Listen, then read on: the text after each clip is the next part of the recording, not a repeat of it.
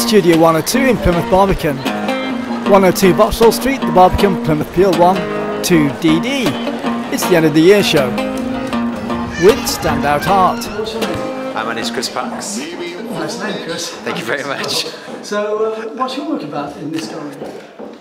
It's a collection of portraits from my travels and my work with humanitarian organisations. Yeah. And I say the gist of my work is to try and bring people into a space where they want to engage with the person they're looking at, rather than exoticizing them too much or turning them into victims, trying to avoid some of the narratives I've seen growing up around humanitarian work and how people tend to treat people from, especially from the African continents. So that sort of involves, going into people, talking to them, interviewing them, and then using that information to try and build an image, which would really, and then using colour, contrast, composition to sort of really grab people's attention by the throat a little bit, and try and get them to engage a little more beyond just the superficial. So how did you get into humanitarian work?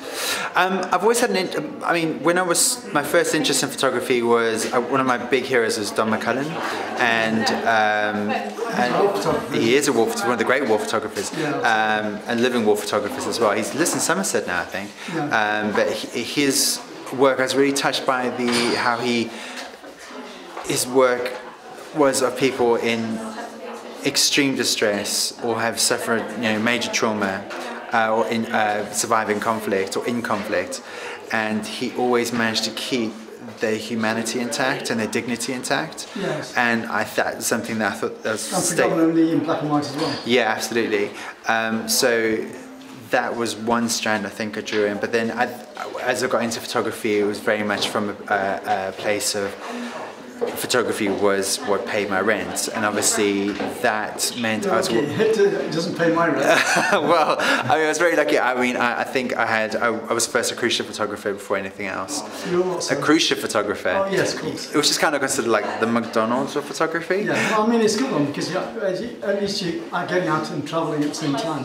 Yeah, that was cool for me. As well. Yeah, and you get to save a lot of money. You get to learn how to run photography as a business. You get to how to engage with people, how to get people on your side very, very quickly, even though they might not like you. Yes. And how to sales rep. Yeah, very much. And I think that stood me in good stead when I came to London. I started working more and sort of eventually working with corporations and working with wedding clients predominantly for a long, long time. Yes. But in 2016, there's always a sense that this didn't have quite the meaning I wanted it to, not the meaning I'd grown up with in the work like the heroes I had. Yes. And one of my clients asked me to come on board as an employee, and I was like, this makes a lot of sense because everything was going just too fast at the time and I needed something more sustainable. And I was like, oh, I'd really like to look around. This is a great opportunity for you to look around and to look for charity. And as it turned out, clients of mine was like, come here, you've got to meet this charity I'm working for, they're amazing, blah, blah, blah.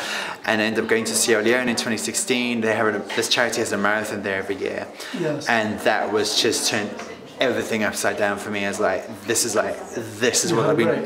It was this breakthrough in my mind. Yes. And it was also experiencing seeing. There's one thing reading about poverty. There's one thing seeing poverty on the TV. It's very different sitting with someone and hearing how it affects them as a human being, and then not being able to take that home with you. Yeah. And not feeling a sense of responsibility in some sense. That person shouldn't be ignored and that person deserves to be helped and their story should be told. Yeah. And that was like, this is a skill set I can definitely bring together. So from that point onwards, it's sort of been accelerating into that space and slowly trying to build a new name for myself there, because you can't just walk in and go, oh hey, I've been doing it for 20 years, hire me, and like we have 20 other people doing the same job already. Yeah. So it's kind of... Well, in some areas it's exhausted, so you've got to be specialising in where your soul is, really. Yeah, absolutely. I think and very much having... I think my work seems to be leaning towards West Africa at the moment, and possibly one of my last trips to Sierra Leone was just a week ago, possibly focusing on in the medical space. Yes. And the huge impact that medical humanitarian work has on people's lives. So what's the difference in reality to what you see on the news? I think the news, it tends to simplify people's stories. It tends to break it down to like, this is the problem, rather than this is a person who grew up here, this is a childhood, had interests, has ambitions, has has a humanity of their own, has a sense of humour, has an opinion on things, and that complexity was always missing for me from news reports. And I don't want to take away from it, because the news, that's a first step for some people getting involved. Yes. But it's so fast now, and you can't sit and take and really get to know someone. And I think what I'm trying to do is transfer some of my own experience to other people. It's like, I can't just ignore this human being. I can't just dismiss it as a piece of news. Yeah. It's actually someone's story, and we have a personal responsibility to help each other. Yeah. And that's kind of the value I'm trying to bring through in my own work, and hopefully, even on a small level, just transmit to other people. So what made you, going back to the beginning, what made you want to go into humanitarian areas? I think it's because it's the fact you're on the ground with people, helping them. You're not removed from them. You're actually in the field. You're in their villages, in their homes, understanding their day-to-day life, the challenges, seeing how this doesn't work because that doesn't work, that doesn't work because this doesn't work, and getting all the pieces together, and then connecting people. And then it's the sense of connection with those people on the ground, which is so much more immediate, which you just can't get from being removed from it. You have to go in and kind of get involved in their lives a little way, and you have to be very careful going in as a white person. I think there's a huge risk of a white colonial imperialist context. And places in Africa, Sierra Leone, places like that. Yeah, I mean, Sierra Leone obviously was like, a lot of it is because it's called Freetown, because a lot of the slaves were freed into that area. And you can also see parts of Africa where there's China's coming in now, and there's that new thing has started up. It's like, well, we're going to give you a bridge, which you really need, but then we're going to take your emerald mines for 100 years, or we're going to do this, but we're also going to clean out your fishing stocks. So local fishermen and there's no navy to patrol the waters, to regulate the waters. So there's this massively complicated political narratives, cultural narratives going on, and getting stuck in with that really, and trying to just make minute little difference on your own, and then collectively trying to make large differences, and trying to keep those people's identities intact, respect them as human beings, respecting their agency, respecting their opinions. I hope that makes sense. Yeah, it makes a lot of sense. So what work have you got here? This is a book. I was thinking, when I was asked to apply for the exhibition, I was struggling to think, because there was a limited space, and I wanted to have an impact, and then there was and also it was cost effective, if I'm honest, as well. It's about how do and I love narratives. I think building narratives is more powerful than a single image. You start putting multiple images together, it starts to form a kaleidoscope more, and people start to get a sense of this is what it looks like, this is the heat of the place, this is the look of the place, the colours of the place, the feel of the place, the feel of the people. And I thought, how do I take the last few years and try and make that make sense to someone? So I made a book instead. And yeah, sure, of course. So I'll show you here. This is in Myanmar. So it's trying to. Tremendous photos. Thank you very much. Trying my best. National Geographic stuff. Mate, if one day if I'm lucky, that was the dream. That's always the dream. But I think I realised you need a degree for them, and I think it's going to. But then some photographers only start working in their 50s, so there's still time. There's still time. So what sort of camera do you use? I've been a Nikon user. I kind of slightly romanticised by Don McCullen's f2 taking a bullet. But I started working, when I started working on cruise ships, we were given Nikon FM2s. I really love how rugged they were built, and something and I love the fact that you can buy a lens and then 10 years later it's still able to match the latest camera. And there's something about the legacy, and I started in film photography, and it keeps me connected to those ideals somehow. I think as I've started traveling more, I started thinking maybe about downsizing a little bit, because weight becomes a cost issue, it becomes a practical issue, and then more and more powerful technologies getting built into smaller and smaller bodies. So at some point I want to evolve, but I'm not in a rush. What's the story behind some of these photos? This little boy called Sachem. When he was born, I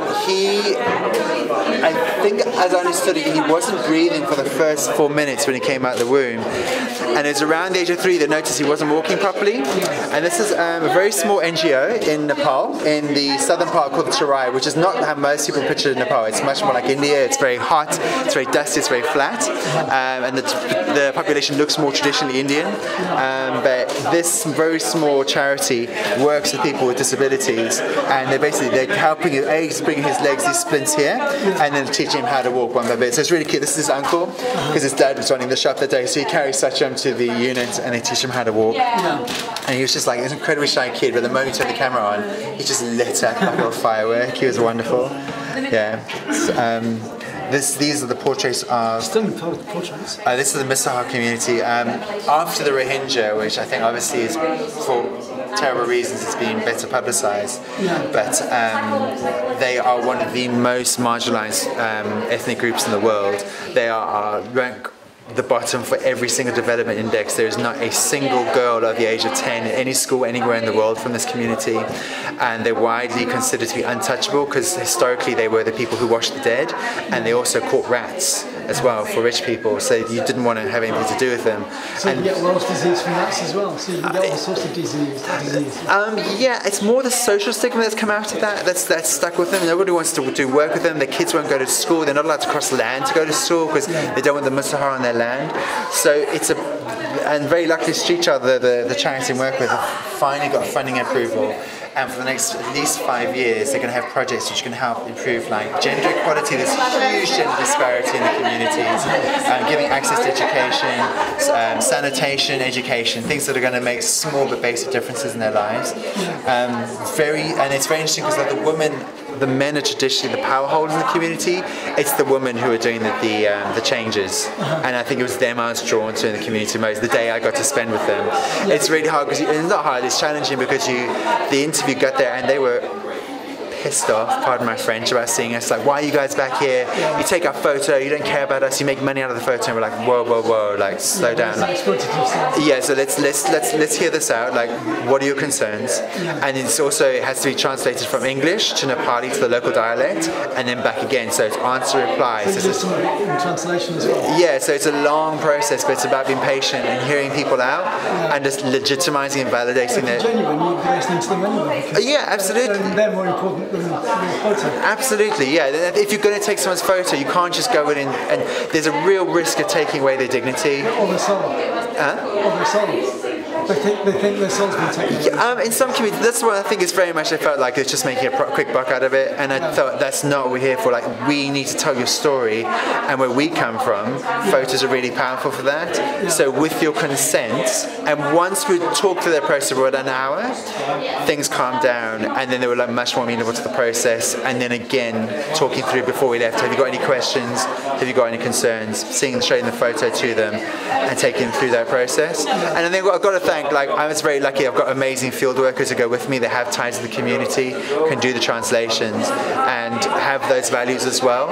So it's been surrounded by people who want to be part of that kind of storytelling as well. Like, and they tend to be locals, which is a huge benefit, you know. It means you go in knowing that you're going to be guided to the right place. Even you might not have you can never fully understand what it's like to live like these people, but you can build a degree of empathy with them. So how long have you been working on the humanitarian side now? It's only been a couple of years, man, but it's been like, it's changed everything. I'm hugely grateful. And makes you respect humanity a lot more as well. What's that, sorry? Makes you respect humans a lot more. Oh, massive. I think what's hard, I think you notice in people's lives when they talk to... Too many people are too many boundaries. Yes. And it's very tribal in the way they're doing it as well. Yeah, and I think I can understand people do that. I can understand why people have boundaries. It's hard to look at this because if you care about people, you want to do something about it. And the problems are massive. They are huge problems. But that's why I think charity is so important, and good charities are so important, good work. And because not every charity is getting bad reputations at the moment as well. So. Sometimes richly deserved. Yeah, I think there's some charities that go in and it's just about imposing a whole bunch of ideals and this is going to fix you rather than really understanding local problems and coming up with local solutions that are tailored to those people's. It's almost like the Christians who went with a good heart ended up sending all the viruses out that killed everybody. It's exactly what it's like. And you can see the legacy of those problems in Africa now, like how embedded religion is in people's beliefs and how difficult those are to change and how they become barriers to positive change. But then at the same time, you have to have empathy, you have to have respect. Whether you agree with those beliefs or not, they're part of those people's identity. And they're actually in their country as well. Yeah, absolutely. So yeah. That's the main thing. Yeah, and at the same time, you're trying to say, right, well, this is a possible solution for you, but how is this going to work for you? Yeah. And it can be a very long, arduous conversation, but you've just got to keep. It's a process of erosion. Yeah. I say it doesn't happen. It's not fast change. It's small, slow, gradual change. And you're also often dealing with systems which, Sierra Leone's a good example where just massively corrupt, and people have lost faith in systems around them, and you have no reason to. Every country's got a level of corruption in the UK. Oh yeah, there are degrees though, I'd say, and you could say like degrees, yeah. half. If half your transport budget can't be accounted for. It depends where the corruption is as well. Yeah, it's not the humanitarian side. No, I wouldn't say that. It tends to happen more on the side of local government in some countries, and that is heartbreaking because these people often come from local status themselves, come into the system, and become corrupt. And I don't want to go into too much about it because I don't necessarily believe people are bad. I just think that they want to look after their own. And you lose sense of the bigger picture that there's actually, you've got to be able to compromise and give up some of what you want in order to help everybody flourish. Yeah. Just a few more pictures then. Sure, man. And this is working with human traffickers on the Nepal-Indian border. And this is just PF family members who never come back from work. These are farm work, brick workers in Nepal, farm workers in Nepal. This is more in the north now. You can see it's more like sort of the Tibetan influence on the radar. These tend to be migrant workers mainly. They come up for out of the monsoon season, work for 6 months, they go home. So they build them a school so the kids don't run around and have nowhere to go. There's fishermen's coming in from Sierra Leone. This is a beautiful story. This is these three women had one husband, and they lost their husband to Ebola and their oldest son. So they lost the two primary caregivers, and the work the street child enabled them to build their own garden and have their own flourishing business, which means they can support their 18 children now as well. And again, just people who've been through so much and just deal with it very matter-of-factly with great dignity. I was working with schoolgirls in Sierra Leone. It's massive challenges that girls have in next education. Girls often have to sleep with teachers for their grades. They usually drop out around the age of 14 because they become pregnant, or it's expected they're going to come home and become wives. She's a credible girl. Her name's Emma. She became pregnant when she was 14 by a co-worker. She's trying to save up so she could go back to school. And she sort of had to go home with her mom. Her mom was like, I'm not going to fund your education because you went to live with your dad. And so she had to fund her own education on her own, and then became like the class captain. And her mom was like, now you're doing so well, I want to support you. And it's how different people's friends work, isn't it? Oh yeah, and an awful lot of people just don't want to do anything with themselves. Oh no, the Sierra Leone's are tough as nails. They're a very resilient bunch of people. And the women, like, although they don't have that, they're not cowed in any way. I mean, in my experience, they're spirited, direct people, and it's very refreshing to be in that environment, as when British are much more polite and indirect, and there's something to be said for that too. But it means you can have very honest conversations with them, and I really enjoy that. I really enjoy that process. And you come away like each one's a memory for me as well. And I could go on for ages and ages about it. There's a story behind every these photos. Great compositions. Thank you, mate. I'm very proud of my compositions. A beautiful girl. I think about 6 years old. Yeah. There's ocular albinism. I use a lot of flash in my work because I want people to pop. It pops out a lot more. But her eyes are just so striking. I introduced her by Street Child, and she's one of 18 dependents living in one house. Her mom had mental health problems, so this woman had taken her in under her wing. Was looking on her own after 18 people. So, and she's just a very striking example of that. Yeah. Striking photos. This is actually, I think that's a very good place. We actually lost him last week. Yeah. It's only 22. During the Civil War in Sierra Leone, they, this is the last couple of years of the war, as a message to the government, they didn't want to have the elections held, so the rebels started amputating people's limbs en masse, and this affected thousands and thousands of people. and he was 6 years old when they took his leg. And out of those communities, those amputee communities, have grown these football teams. Because they called an exhibition match at the marathon, and I was just stunned. Like, it's 30 degrees on average in Sierra Leone on any given day. Humidity is suffocating, and these guys were going at running speed on their crutches playing football. I started Googling. I was like, I haven't seen any images of some of these guys justice, and I know I could because I'd shot fitness people before, and I wanted to bring that aesthetic and dynamic into their space. I thought these, for me, are guys worthy of Nike campaigns. Like, that's how amazing they are. And they continue to have very hard lives. They're not widely considered employable despite their ability. And so last year the stadium touched them. Unfortunately, last time we came back to see Bala, his name's Balotelli, he had a contracted hepatitis B and had it for some time, and he had damaged his liver to the point to become terminal, and we tried to save him, but he passed away in 2 days of coming back, and it was heartbreaking experience. Yeah, it was just similar story today, I'll tell you that. And it's just very hard for people to understand, like, it can go for everything's fine 1 minute to life and death the next, because the access to healthcare and the money to go to get the transport to hospital isn't there sometimes. It's just not available, and I can't leave those people on their own to fend for themselves. I just think that's wrong. I don't think the situation's going to fix itself. It needs people to go in and help them. It doesn't mean you're going to do it for them. I don't agree with that, but in enabling, empowering them, and hopefully my images are empowering and enabling as well. And educating them into helping themselves. Absolutely, yeah, that's kind of where you want to go with it. Ultimately, it's to give them a place that don't depend on you anymore and their own people. Yeah. And put my book back, is that alright? Hello, this is my uncle, by the way. He's an amazing sound engineer.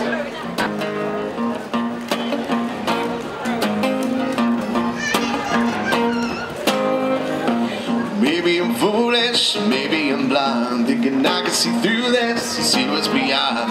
No way to prove it, so maybe I'm lying. But I'm only human after all. I'm only human after all. Don't put your blame on me. Don't put your blame on me. Take a look in the mirror, what do you see? You see it clearer, right to see. And what you believe. 'Cause I'm only human after all. I'm only human after all. Don't put your blame on me. Don't put your blame on me.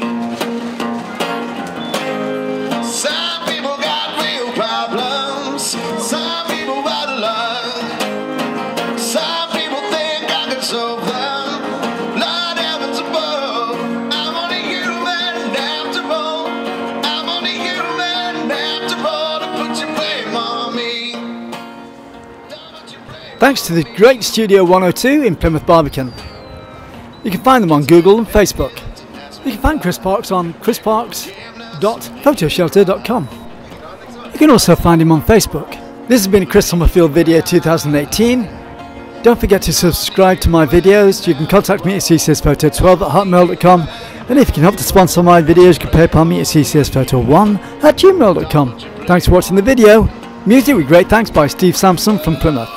You can find him on Facebook.